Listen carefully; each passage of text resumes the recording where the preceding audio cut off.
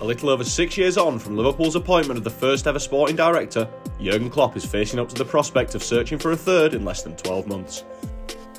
Michael Edwards' fortunes as the club's first in the saddle has become the stuff of modern legend at Anfield, given his wildly successful stint where he recruited many of the players who've turned Klopp's squad from top four hopefuls into one which has won every top-level trophy available to them since June 2019. The low-key Edwards operated behind the scenes to aplomb during his time in the role, developing a near-mythical reputation in the process due to how the performances of the players he brought to the club contrasted with his penchant for shunning the spotlight at all times. And as Edwards thrived, the impressive Julian Ward continued to work his way up the ladder from Lone Pathways manager to the Reds' first ever assistant sporting director in December 2020. That announcement was the start of the soft launch of Ward's eventual rise to the top job itself. Edwards would later reveal his decision to walk away after over a decade at Anfield last year before formally slipping off into the summer sunset in trademark understated fashion. Ward's only transfer window in the role of sporting director to date was an excellent one.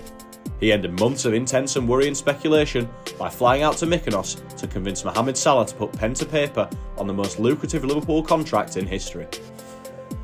That, more than any arrival, was Ward's most important piece of work.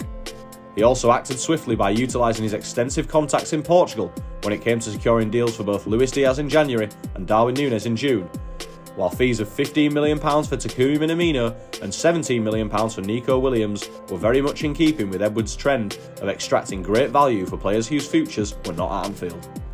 Sadio Mane's exit was handled with class to ensure he left through the front door to Bayern Munich too.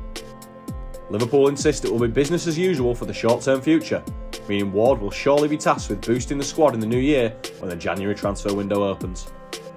At a time when Klopp's Chargers are facing an uphill battle for a place in the top four, what happens in the winter trading period could yet be the current sporting director's legacy at Anfield. After all, a failure to qualify for the Champions League simply does not bear thinking about at a time when FSG are hoping to make Liverpool look as attractive as possible for potential investors or outright buyers. Klopp's say in the matter will be imperative with what happens next over the sporting director model at Anfield. It's one he prefers to work within, having done so to impressive results at Liverpool but also at Borussia Dortmund alongside Michael Zorc, where he made his name as one of the elite coaches on the continent.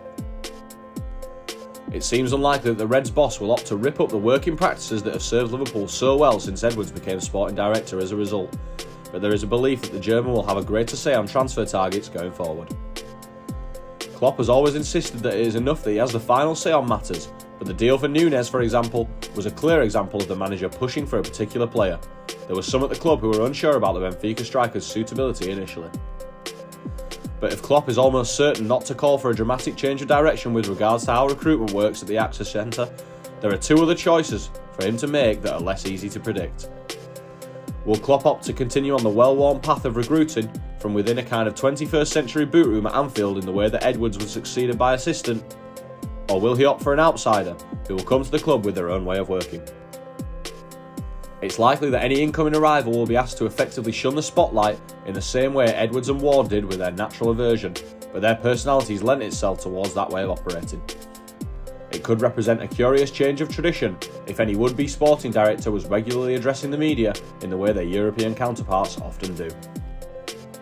That's a prospect that would likely jar with a manager who is already occasionally exasperated with the amount of media dealings the club must undertake on a week-to-week basis.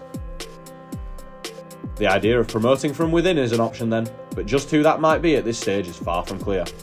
Ward was replaced by David Woodfine in the Lone Pathways role, and he played a key part in ensuring Diaz's deal got over the line when he flew to South America to complete the Colombian's medical before the close of the January window. It remains to be seen, however, if that is a genuine possibility.